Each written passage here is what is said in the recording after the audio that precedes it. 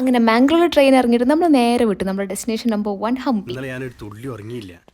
ചന്ദനമഴ serial ഉണ്ട്. പിന്നെ ഈ ട്രിപ്പിൽ ഞങ്ങൾ 4 ദിവസം സഹിച്ച് ഞങ്ങൾ യങ് ലേഡീസ് ആണ് ഇവര്. പിന്നെ ഡിന്നർ കഴിക്കാൻ കയറിയപ്പോൾ അവിടെയാണ് ഇത് റിയൽ ട്വിസ്റ്റ്. നമുക്ക് ഇഷ്ടമുള്ള എല്ലാ ഐറ്റംസും നമുക്ക് ഓർഡർ ചെയ്ത് കഴിക്കും. പിന്നെ ഞങ്ങൾ ഓസിന് കിട്ടിയാൽ ആസിനും വീഴുന്ന ടീംസ് ആയതുകൊണ്ട് ഒരു ദയാദാക്ഷിനും കരുണയും ഇല്ലാതെ എല്ലാം ഓർഡർ ചെയ്ത് കഴിച്ചു. പിന്നെ ഡയറ്റിന്ന് ചെറിയൊരു ബ്രേക്ക് എടുത്തിട്ടുണ്ട്. പിന്നെ രാത്രി 2 മണിയായപ്പോൾ വന്നു ആര് നേച്ചർ സ്കോൾ മുതലേക്കാൻ മുട്ടിന്ന് ചെന്ന് പെട്ടെന്ന് ഒരു റേഞ്ചിലാത്തൊരു പെട്രോൾ പമ്പ്.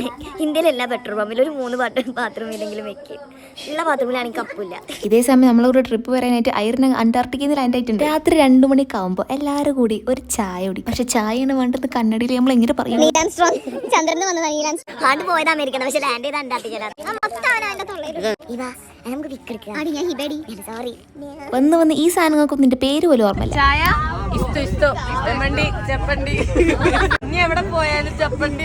കർണാടകയിൽ പിടിച്ചു നിൽക്കാനുള്ള ഏകദേശം ഒരു ഭാഷ കാമി പഠിച്ചെടുത്തിട്ടുണ്ട്. ഇനി ഹംപിയിൽ വെച്ച് കാണാം.